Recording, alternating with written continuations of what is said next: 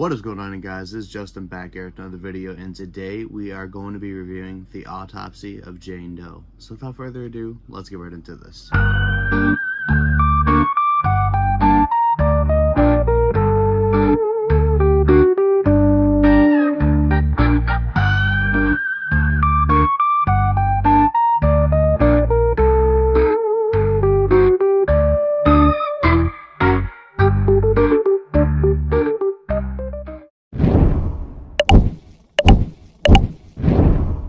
Now, as always, I'm going to give you guys my score and then my thoughts. So, my score for this movie is going to be a 4.5 out of 5. I thought this movie was really interesting.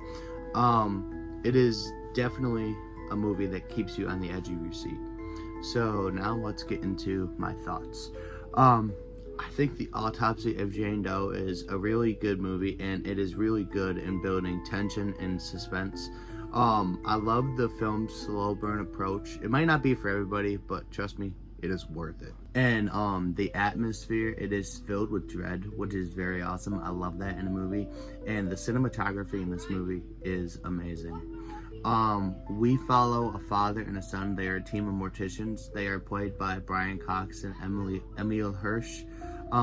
They deliver a standout performance, and their dynamic is both captivating and terrifying. They really deliver as they unravel the mysterious Jane Doe's autopsy. One of the most striking aspects of the film is its use of mystery and revelation. Each new discovery about Jane Doe raises more questions than answers, keeping the viewer engaged and invested in the story. So yeah, now we're going to move on to like the key plot points in the movie and the deaths that happen. So the film opens with the father and the son talking, and the son's telling the dad about how he is going to go on a date with his girlfriend. They're going to see some kind of a movie.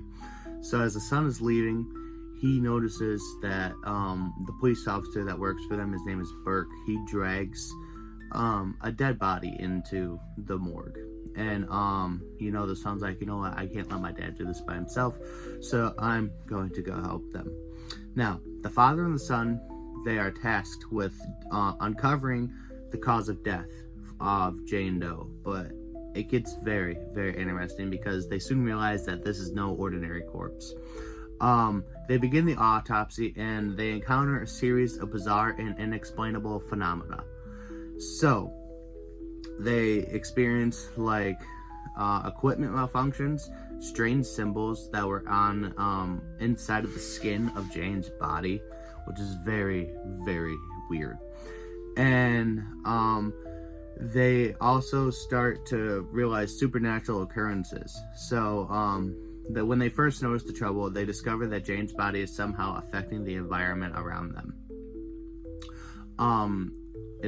She's causing electrical issues and strange noises, and they soon realize that they're dealing with something beyond, their comprehensive stuff. So, continuing on, now this movie gets even more interesting when they're trying to uncover all the stuff about Jane Doe, and the dad is doing the autopsy on the body, and I think he's trying to crack a rib or something, and he cuts his wrist, but he doesn't tell his son about it. And that's where this gets interesting, because after that, the father basically descends into madness. As the night continues on, the father, Tommy, he becomes increasingly unhinged. He is very desperate to uncover the truth about Jane Doe, which leads him to make some questionable decisions.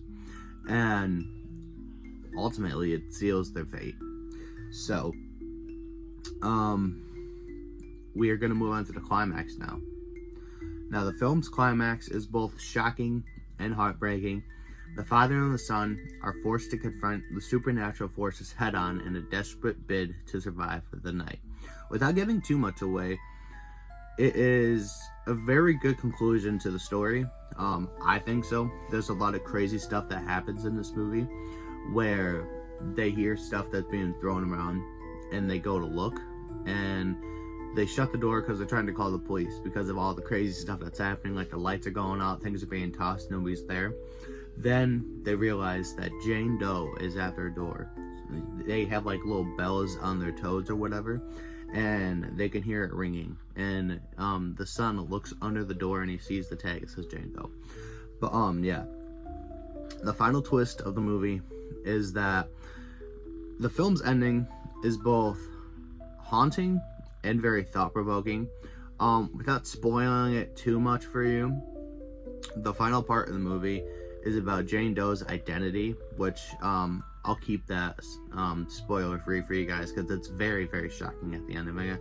Although this movie is about 6 or 7 years old, came out in 2016, so yeah, be a very late spoiler, but I'm not going to spoil it for you.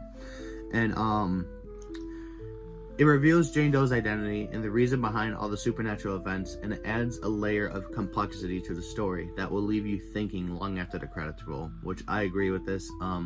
This movie has been on my mind ever since I watched it. I watched it last Sunday, I believe, and I've been thinking about it ever since. It's a very good movie, and it was put together very well as well. Now, I know you're thinking to yourself, Justin, why should I watch this movie? Well, I'm going to tell you. The film's ability to build tension and create an unsettling atmosphere is one of its strongest aspects. If you love slow-burning horrors, this is a must-watch movie for you. I love slow-burning horrors. I love when I don't know what's happening, and I love when I'm surprised, and that's definitely what this movie did for me.